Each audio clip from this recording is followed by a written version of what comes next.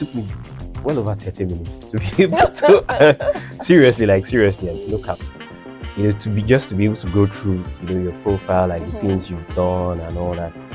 And of course, that shows me that you are an achiever in your space. And I mean, from the story you just told now, yeah, you're an achiever. I think you should take another deep breath. Yeah, right. Can be overwhelming sometimes. Yeah. So yeah, and that shows success. So just tell us, like, how did you succeed through it all? Like, what was the principles that put you through this journey of success?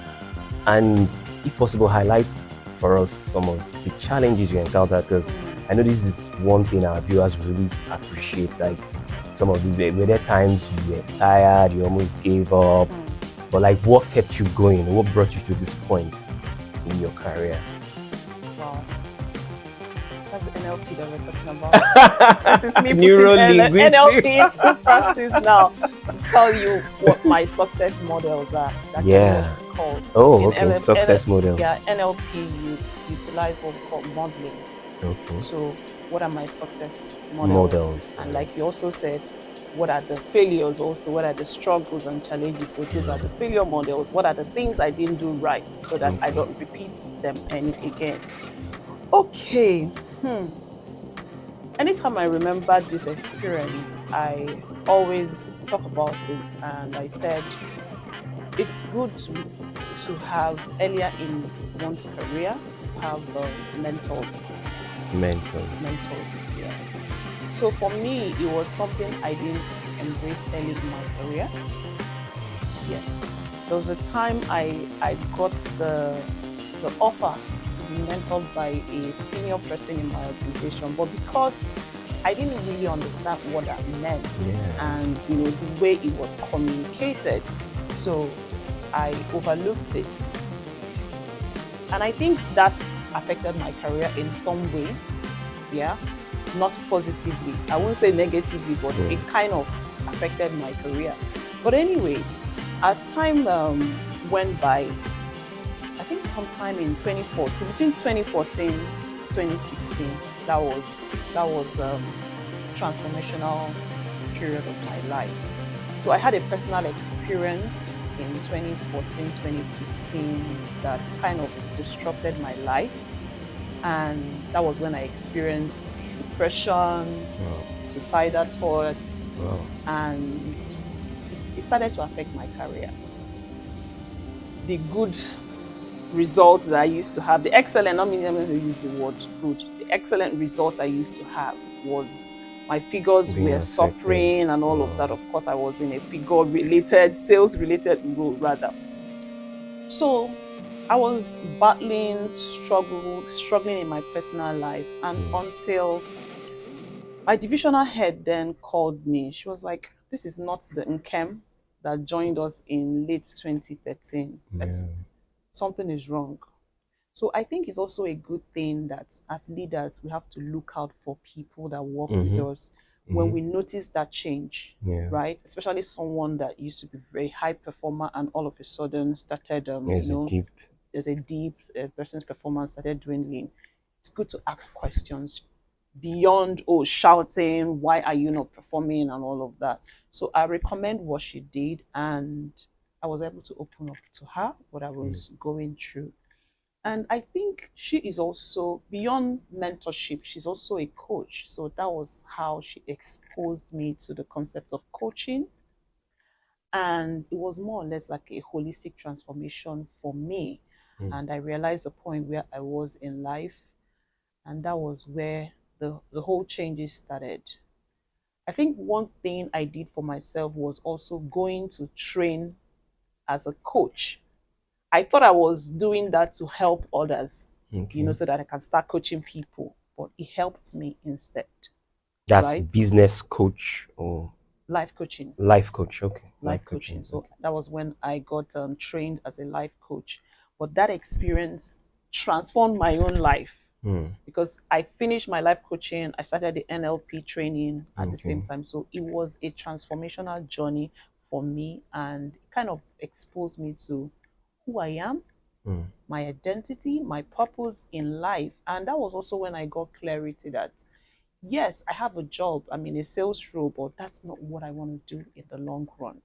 I wanted a job that will be a channel for me to impact lives and also fulfill my purpose.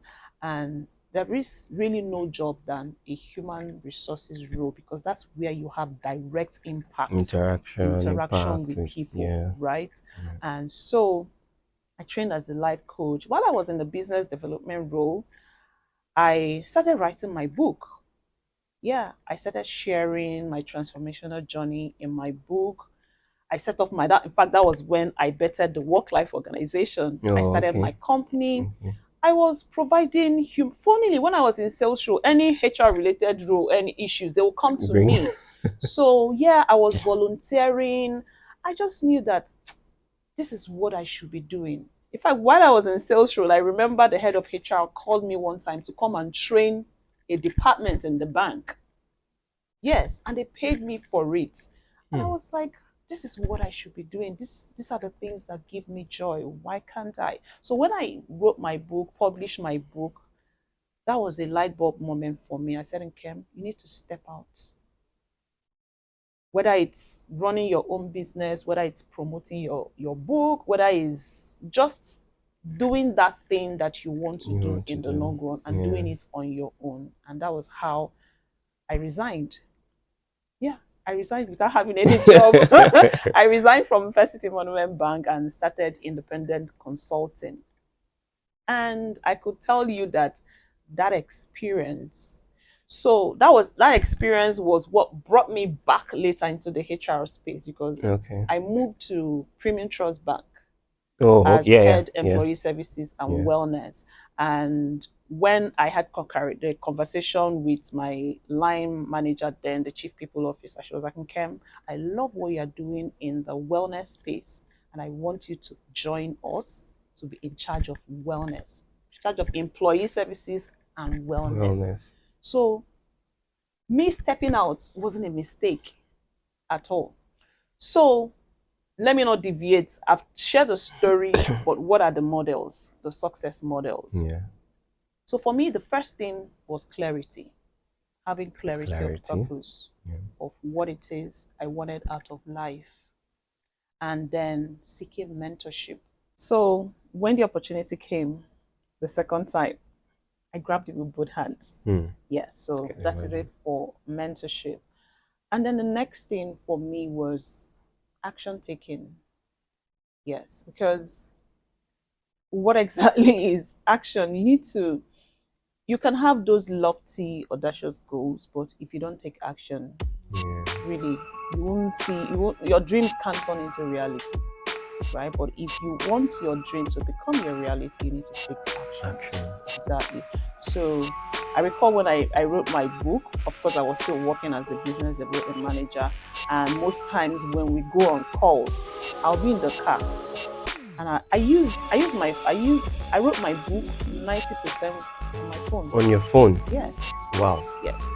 So when we are going on calls, I'm typing. My friends will be like, Nkem, why are you antisocial? What are you doing? You're always on social media. I said, no, I'm not on social media. I'm writing my book.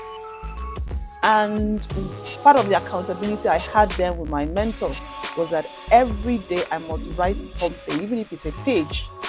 Wow. Also, your mentor was on the know about your book. Of course. Of course, because when we had our sessions, it was part of the goals I shared with her. We shared, of course, I shared goals in all the different aspects of my life. I had a stretch goal and everything. So writing my book was part of the goal, you know. And so I took action. I had accountability. Aside mentorship, of course, she served as my accountability partner. Yes. And I think ultimately, I also had the right network of people. It's also very important to have people in your life, in your circle, that when you share your goals or your dreams with, they don't kill it. Rather, they cheer you on. Go, Nkem, go and do it. You can. I believe in you. So I had such people in my network, right? Like even when I wanted to resign, I didn't even tell my family. It was that bad. Yes. Wow. I didn't tell my family because I knew they were going to discourage me. So, but you told like your friends or the Well, friends you felt believe in you. exactly, Yeah. exactly. And they were like, trust you, you can do it. So it was after taking the decision that I told my parents, What was their and reaction? I don't even want to imagine it, especially my father. I don't want to imagine it. Yes, but basically, that's the success model. And ultimately, I always say it, and I wrote it in my book. My spirituality is my anchor. When I was struggling in the experience I told you about, I think that brought me closer to God because I started asking deeper questions. Oh, yeah, what is my purpose in life? Like, yes, this has happened, and what next? What next? I could remember then I called all the spiritual directors I had complaining, and every one of them was saying, then go back to your maker. So I went back to my maker, and he gave me the manual for my life. And anytime I encounter challenges, because challenges will come, right? Running a business is not easy. So even when I stepped out to do my business, it was tough. It was tough. Probably, yes, I had an exit plan which I thought was a perfect plan, but it still wasn't easy. When I resigned, before I resigned, I had a clarity session with a strategist, how I'm going to run my businesses, design my brand, promise everything, different products and services. But this is Nigeria. The business environment is tough, and but I was able to walk through it, navigate through the ups and downs and everything. So I think also being deliberate, being intentional, and being resilient. Like I was sharing earlier on that I am a very resilient person. A lot of things that has happened to me is until I open my mouth and start telling people, be like, and you're a You strong mean you woman. went Oh." through all this? Exactly. So it's just being resilient. Yeah. But right now, I'm in my soft life era. I think I've hustled enough. Yeah. Okay, I like that one. I like that Hmm. one. Wow, wow. Thank you. Very, Hmm. very inspiring story. And as we were speaking, a lot of things struck me. I began to ask myself some questions like, Hmm. Chris, do you have a mentor right now? 'Cause- Hmm. and sometimes we